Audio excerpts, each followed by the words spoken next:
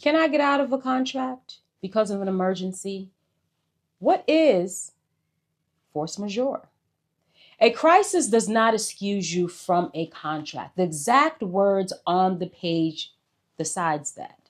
Force majeure is the clause that people reach for when something outside of their control makes performance impossible.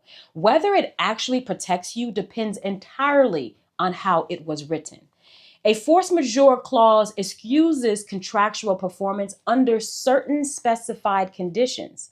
The first step is to confirm if the contract has one at all. If it does, the next step is to read whether that provision covers the specific situation at hand.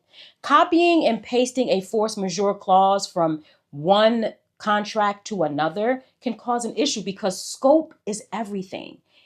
For example, a clause that's limited to an earthquake will not help an individual facing a global pandemic. But define terms like quarantines, unusual government actions, laws or orders of government, or national emergency may apply directly to that situation. When a provision exists, three things matter: what event it names, whether it describes them in a broad or specific language, and whether it requires certain acts to invoke the defense.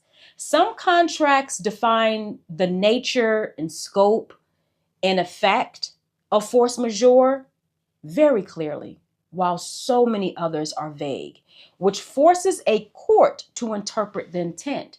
When no force majeure clause exists at all, it may be a situation where a state statute can apply. For example, in Georgia, impossibility and impracticability statutes may apply, but these are usually a high bar to meet.